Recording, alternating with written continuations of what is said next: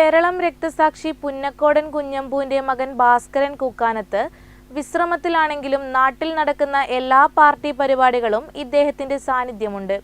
അച്ഛന്റെ രക്തസാക്ഷിത്വത്തിന്റെ വയസ്സ് തന്നെയാണ് ഭാസ്കരനും, 76. ഗ്രാമം രക്തസാക്ഷിയെ സ്മരിക്കുമ്പോൾ ഓർമ്മ വെച്ച നാൾ മുതൽ കൂക്കാനത്തെ കുഞ്ഞിപ്പുരയിൽ ഭാസ്കരന് അച്ഛനെക്കുറിച്ച് കേട്ടറിവുകൾ മാത്രമാണുള്ളത്. പെരളം രക്തസാക്ഷി പുന്നക്കോടൻ കുഞ്ഞമ്പു പോലീസിന്റെ വെടിയേറ്റ് മരിക്കുമ്പോൾ ഭാര്യ കുഞ്ഞുമാണിക്യം 9 മാസം ഗർഭിണിയായിരുന്നു.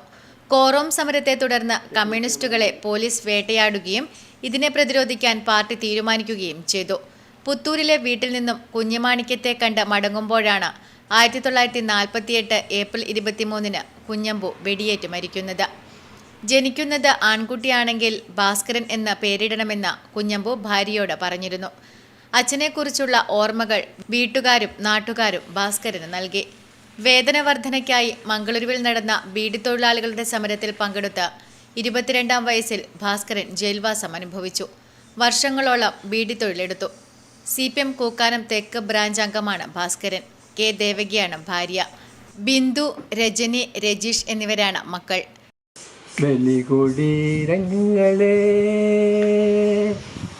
ബലികുടീരങ്ങളെ മരണകളിരമ്പും രണസ്മാരകങ്ങളെ. ഏപ്രിൽ 23 പെരളം രക്തസാക്ഷി ദിനം. 1948 എൻ്റെ അച്ഛൻ എന്നെ വെടിവെച്ച് വന്നത്. ആ സമയത്ത് എന്നെ 9 മാസം ഗർഭിണിയായിരുന്നു എൻ്റെ അമ്മ. അതിനുശേഷം 1 മാസം കഴിഞ്ഞാണ് എന്നെ പ്രസവിച്ചത്. ഇങ്ങനെ ആണ് അച്ഛൻ്റെ ഓർമ്മയിൽ ഞാൻ എൻ്റെ അമ്മാവൻ്റെ ഒന്നിച്ച് താമസിച്ചിരുന്നത്. അതിനുശേഷം വളരെ വിഷമത്തിലാണ് ജീവിച്ചു പോന്നത്. അപ്പോൾ അതിനുശേഷം 76 വർഷം ആയി. 75-ാം വർഷം കഴിഞ്ഞ് 76-ാമത്തെ വർഷമാണ്. ഈ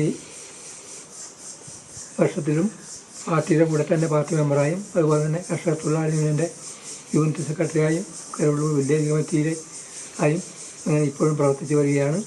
നെറ്റ്വർക്ക് ന്യൂസ്, കരിവെള്ളൂർ.